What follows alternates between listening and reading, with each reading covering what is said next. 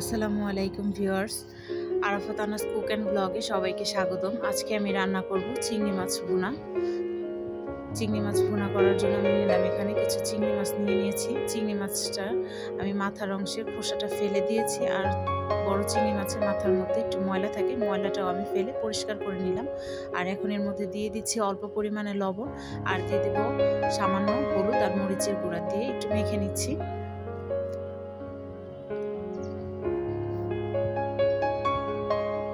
এখন মাছগুলোকে আমি সব তেলের মধ্যে একটু সময়ের জন্য ভেজে নেব। মাছগুলো বেশি ভাজার প্রয়োজন নেই, অল্প সময়ের জন্য একটু ভেজে নেব।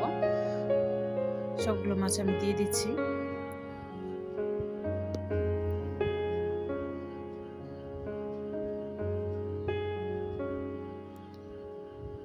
আমার শলাগুলো খেতে খুব ভালো লাগে, এর জন্য আমি কয়েকটা এখানে শলাও দিয়ে দিলাম।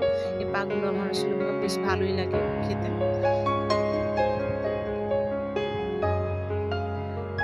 2-3 মিনিট পরে মাছগুলোকে সব আমি আবার উল্টে দিচ্ছি। বেশি ভাজার প্রয়োজন নেই, যেহেতু মাছগুলো আমি পরে উপর থেকে আবার ভালো করে রান্না করে নেব। এই যে কালারটা চেঞ্জ হয়ে এসেছে, সুন্দরভাবে আমি সবগুলো মাছ উল্টে দিলাম।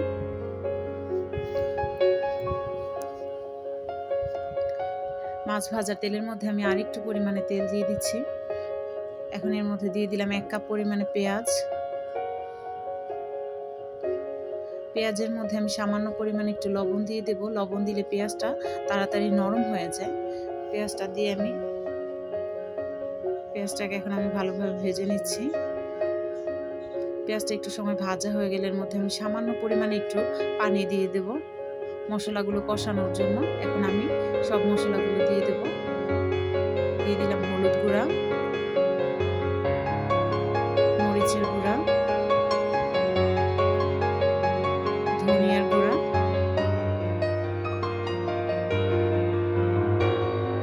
আর দিয়ে দেবো আদা রসুন বাটা। এখন সবগুলো উপকরণ দেওয়ার পরে আমি মশলাগুলোকে খুব ভালোভাবে কষিয়ে নিচ্ছি। কষানো হয়ে গেলে আমি আরেকটু পরিমাণে পানি দেব মাছগুলো রান্না করার জন্য। এখন আমি সবগুলো মাছ আবার দিয়ে দিচ্ছি।